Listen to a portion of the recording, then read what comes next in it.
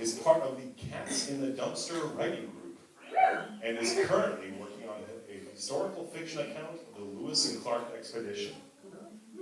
Now, this one real thing about that before I have it come up. St. Louis is the starting point for Lewis and Clark, and it is the only city in the nation, in the world, I think, that has a monument to leaving it.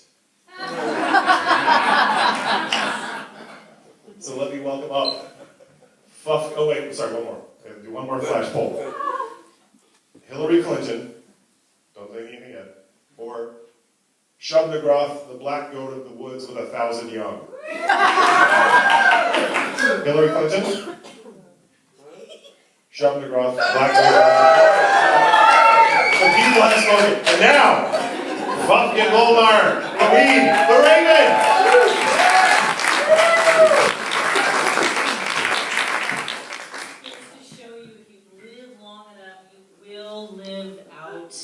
High school English. Right here. The Raven. Once upon a midnight dreary, while I pondered, weak and weary, over many a quaint and curious volume of forgotten lore, while I nodded, nearly napping, suddenly, as of someone gently rapping at my chamber door. Just some visitor, I muttered, tapping at my chamber door, only this, nothing more. Distinctly I remember it was in bleak December, and each separate dying ember wrought its ghost upon the floor. Eagerly I wished the morrow. Vainly I had sought to borrow from my books surcease of sorrow, sorrow for the lost Lenore, for the rare and radiant maiden whom the angels name Lenore, nameless here forevermore. And the silken sad uncertain rustling of each purple curtain thrilled me, filled me with fantastic terrors never felt before. So that now, to still the beating of my heart, I stood repeating, "'Tis some visitor entreating entrance at my chamber door, some late visitor entreating entrance at my chamber door, that is, and nothing more." Presently my soul grew stronger, hesitating then no longer. "Sir," said I, "or madam, truly your forgiveness I implore, but the fact is, I was napping." "And so gently you came rapping, and so faintly you came tapping at my chamber door, that I scarce was sure I heard you. Here I opened wide the door. Darkness there, nothing more. Deep into that darkness peering, long I stood there wondering, fearing, doubting, dreaming dreams no mortal ever dared to dream before, but the silence was unbroken, and the stillness gave no token, and the only word there spoken was a whispered word, Lenore. This I whispered, and an echo murmured back the word, Lenore, merely this, and nothing more. Back into the chamber turning, all my soul within me burning. Soon, again, I heard a tapping somewhat louder than before. "Surely," said I, "surely that is something at my window lattice. Let me see then what there's, and this mystery explore. Let my heart be still a moment, and this mystery explore. 'Tis the wind and nothing more. Open here I flung the shutter, when, with many a flirt and flutter, in their stepped a stately raven, of the saintly days of yore. Not the least obeisance made he, not a minute stopped or stayed he, but with mien of lord or lady, perched upon my chamber door, perched upon a bust of Pallas, just above my chamber door, perched and sat, nothing more. Then this ebony bird beguiling my sad fancy into smiling, by the grave and stern decorum of the countenance it wore, though thy crest be shorn and shaven, thou, I said, art sure no craven, ghastly grim and ancient raven, wandering from the nightly shore. Tell me what thy lordly name is on this night's Plutonian shore. Quoth the raven, nevermore. Much I marveled this ungainly fowl to hear discourse so plainly, though its answer little meaning, little relevancy bore, for we cannot help agreeing that no living human being ever yet was blessed with seeing bird above his chamber door, bird or beast upon the sculpted bust above his chamber door, with such name as Nevermore. But the raven, sitting lonely on the placid bust, spoke only that one word, as if his soul in that one word he did outpour, nothing further.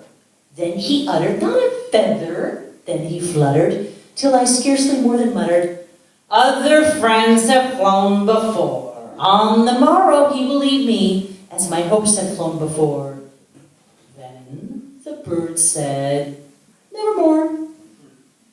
Startled at the stillness broken by reply so aptly spoken, doubtless, said I, what it utters is its only stock and store, caught from some unhappy master, whom unmerciful disaster followed fast and followed faster, till his songs one burden bore, till the dirges of his hope that melancholy burden bore, of nevermore.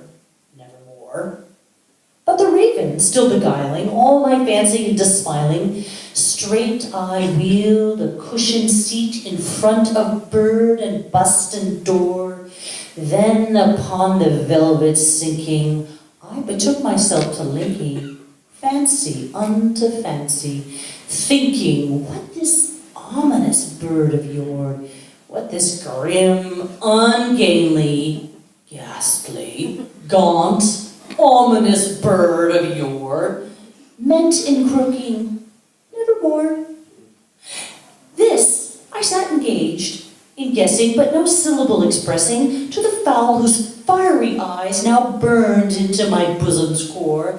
This and more I sat divining, with my head at ease reclining on the cushion's velvet lining, that the lamplight gloated o'er, but whose velvet violet lining with the lamplight gloating o'er she shall press on nevermore. Then methought the air grew denser, perfumed from an unseen censer, swung by seraphim, whose footfalls tinkled at the tufted floor. Wretch, I cried, thy God hath meant thee, by these angels he hath sent thee, respite, and nepenthe from thy memories of Lenore. Quaff, oh quaff this kind nepenthe, and forget this lost Lenore. Quoth the raven, nevermore. Prophet, said I, think of evil, prophet still, if bird or devil, whether tempter sent or whether tempest tossed thee here ashore, desolate yet all unhaunted, on this desert land enchanted, on this home by horror haunted. Tell me, truly, I implore, is there balm in Gilead? Tell me, I implore. Quoth the raven, nevermore.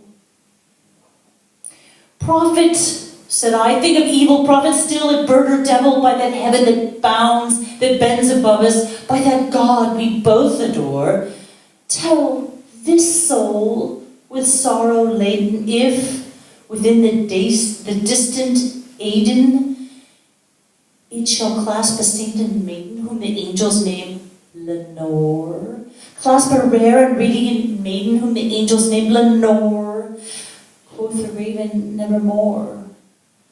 be that word or sign imparting bird or fiend, I shrieked upstarting, get thee back into the tempest and the nice Plutonian shore. Leave no black plume as a token of that lie thy soul has spoken. Leave my loneliness unbroken. Quit the bust above the door. Take thy beak from out my heart and take thy form from off my door. Quoth the raven, nevermore. And the raven, never flitting, still is sitting on the pallid bust of Pallas just above my chamber door. And his eyes have all the seeming of a demon's that is dreaming. And the lamplight o'er him streaming throws his shadow on the floor. And my soul, out that shadow that lies floating on the floor, shall be lifted never more.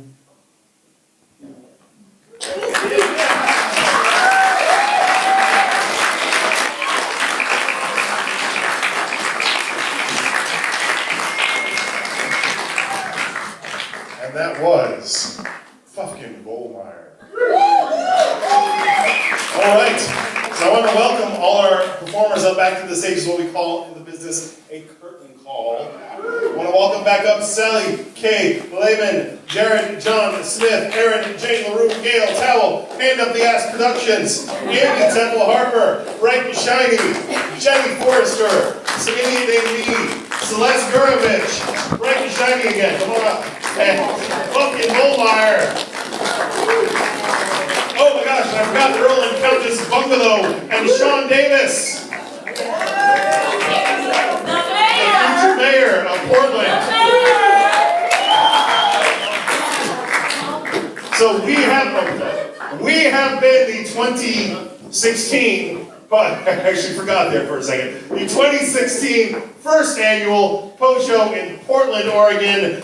I have been your host. My name is The Glute. Go spread the gospel of Edgar Allan Poe.